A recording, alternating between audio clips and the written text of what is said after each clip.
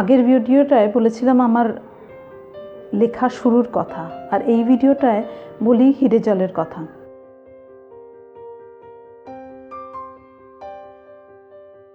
হিরে জল আমার প্রথম কাব্যগ্রন্থ।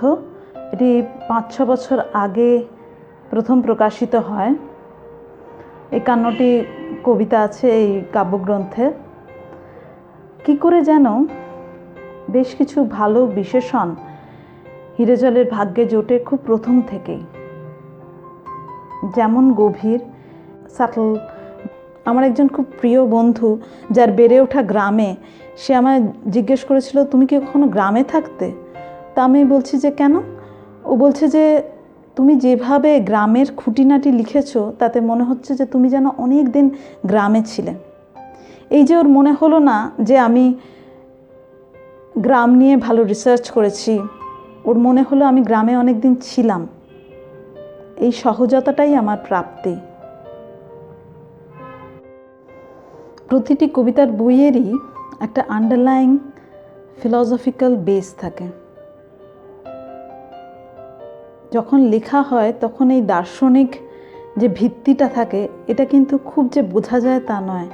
হয়তো গল্পগুলো বলার তাগিদে বা নিজের কোনো অনুভব প্রকাশ করার তাগিদেই কবিতা লেখা হয়, কিন্তু পরবর্তীকালে এই দর্শনটা আস্তে আস্তে করে প্রতিভাত হতে থাকে, বোঝা যায়। যদি হিরে জল দেখি ফিরে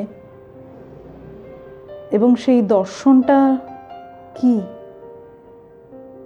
বুঝতে চাই, খুব সংক্ষেপে বলতে গেলে আমার মনে হয় সেই দর্শনটা হিউম্যান ডিগনিটি।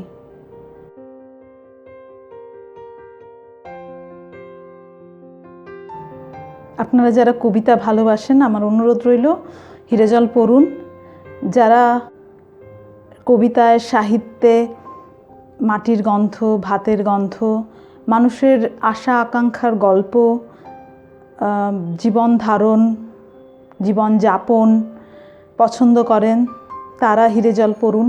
আর যাদের এই মুহূর্তে মনে হচ্ছে হয়তো কবিতা একটু দুর্বোধ্য ঠেকে, পুরোপুরি বুঝতে পারছি না, পুরোপুরি হয়তো চারপাশের সমাজটাকে, সময়টাকে দেখতে পাচ্ছি না, বা দেখতে আরও বেশি করে দেখতে চাইছি,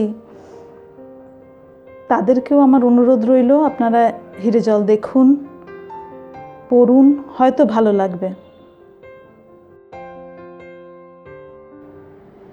এই ভিডিওটি সম্বন্ধে যারা উৎসাহ প্রকাশ করেছেন, যারা জানতে চেয়েছেন কবে সেই ভিডিওটা আসছে, তাদের কাছে আমি কৃতজ্ঞ।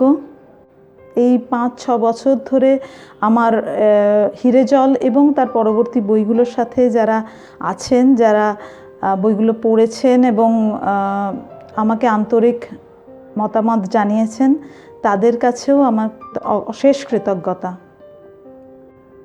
আর এই ভিডিওটির শেষ পর্যন্ত সঙ্গে থাকার জন্য সবাইকে অসংখ্য ধন্যবাদ। নমস্কার।